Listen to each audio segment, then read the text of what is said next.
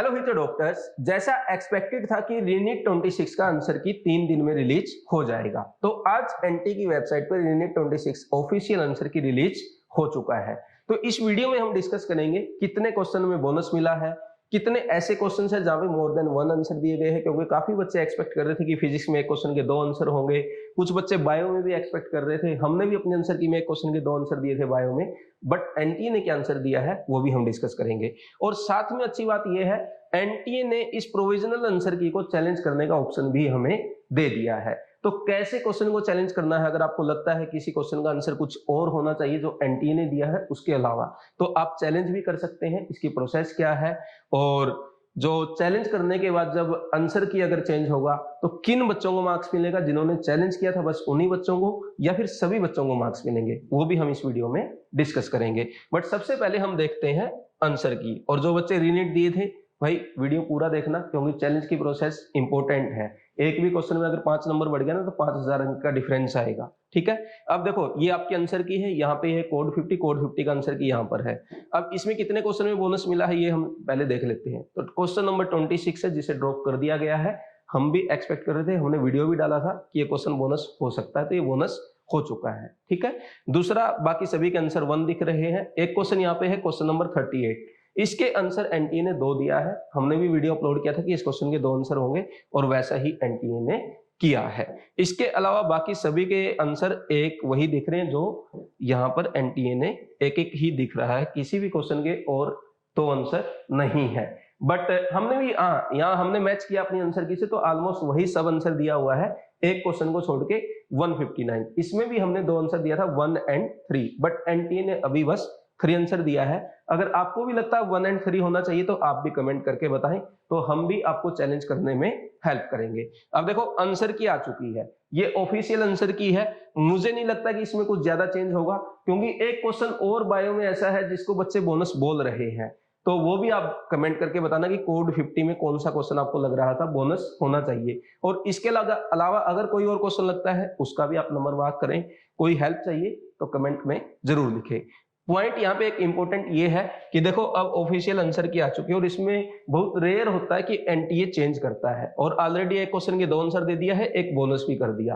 अब आपको अपने जो मार्क्स है वो काउंट कर लेने चाहिए अपने। अगर आपने आंसर की मैच नहीं की है पहले किसी कोचिंग के, तो अब ऑफिशियल आंसर की से अपने मार्क्स जरूर कैलकुलेट कर लें, क्योंकि देखो नीट 27 आपके बिल्कुल सिर पर है। ये ना सोचे कि अभी एग्जाम जून में हुआ है तो 27 वाला जुलाई में होगा, ऐसा कुछ नहीं होने वाला। मई में ही एग्जाम होगा। 60 डेज ऑलरेडी हमारे वेस्ट हो चुके हैं, तो और टाइम वेस्ट ना हो इसलिए आप अभी मार्क्स कैलकुलेट कर लें। और हमने कट ऑफ की वीडियो ऑलरेडी डाल रखी है, उसके अकॉर्डिंग देख लें वही कॉलेज मिलेगा या नहीं मिलेगा। वैसे 550 स्कोर अगर आपका आ रहा है, इससे नीचे अगर स्कोर है तो मैं कहूंगा अपनी प्रिपरेशन को कंटिन्यू रखें। देखो थोड़ा जोर आएगा लेकिन कर लो, क्योंकि अगर यहां से स्कोर इस स्कोर पे अगर आपको कॉलेज नहीं मिला और 27 के लिए फिर आप 35-40 डेज के बाद प्रिपरेशन करेंगे तो फिर इसमें भी आप पीछे रह जाएंगे। इसलिए मेरा ये आपको सजेशन है कि भाई जल्दी अपनी प्रिपरेशन स्टार्ट कर लें। और बीवाईज क्लासेस का ड्रीम बैच 6 जुलाई से स्टार्ट होने जा रहा है। अगर आप कोटा अगर पढ़ना चाहते तो आप ज्वाइन करके अपनी प्रिपरेशन कंटिन्यू कर सकते हैं। अच्छा, ये जो नोटिस आया है चैलेंज ऑफ प्रोविजनल आंसर की, इसको भी एक बार देख लेते हैं कैसे क्वेश्चन को चैलेंज करना है। तो यहाँ पर सबसे पहला पॉइंट है वही देखो, एनटीए अब आपसे लेगा पैसे चैलेंज करने के। एक क्वेश्चन का लगेगा 200 रुपीज। तो ये जो अमाउंट है ये रिफंडेबल है, बट कब? अगर आपने जो क्वेश्चन चैलेंज किया और एनटीए ने मान लिया कि हाँ जो आप आंसर बोल रहे हैं वो सही है, इन दैट केस ये रिफंड होगा, अदरवाइज ये रिफंड नहीं होगा। दूसरा, कब से कब तक कर सकते हैं, डेट भी दिया है, आज से ही स्टार्ट करके। अगर आपको अभी लगता है कोई क्वेश्चन में गड़बड़ है तो आप अभी चैलेंज कर सकते हैं। और कब तक कर सकते हैं?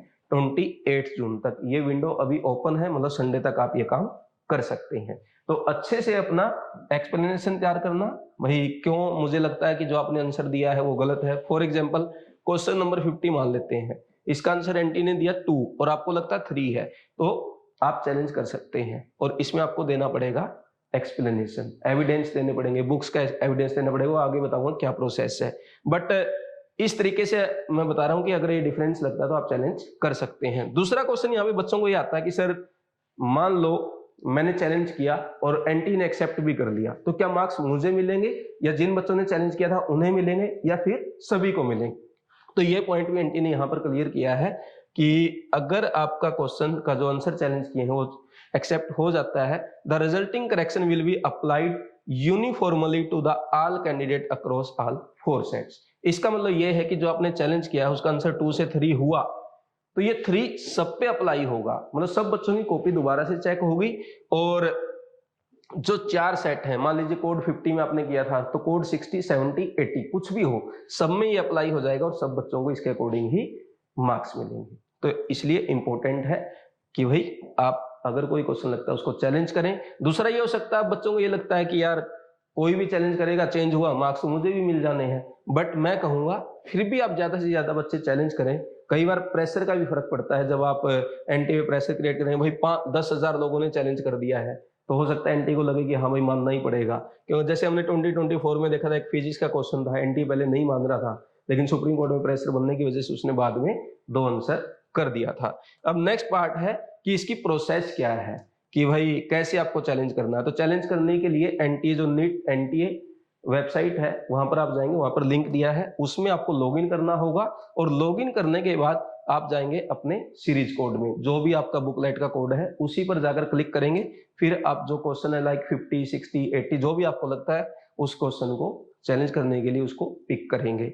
Then put remarks and upload supporting evidence. यहाँ पे जो भी क्वेश्चन आपको चैलेंज कर रहे हैं, जैसे यहाँ पर स्टैंडर्ड टेक्स्ट बुक्स का एविडेंस दे सकते हैं, एनसीईआरटी का दे सकते हैं, अदर रेपुटेबल एकेडमिक पब्लिकेशन, ये तो इन्होंने लिखा ही है, लेकिन अगर आप हाथ से भी लिख के देंगे तो आई थिंक कुछ अच्छे से एक्सप्लेन करके देंगे तो मुझे लगता है एनटी वो एक्सेप्ट कर लेगा। यहाँ पे लिखा नहीं है बट वो करता है, पिछले सालों में हम अपलोड भी करते थे।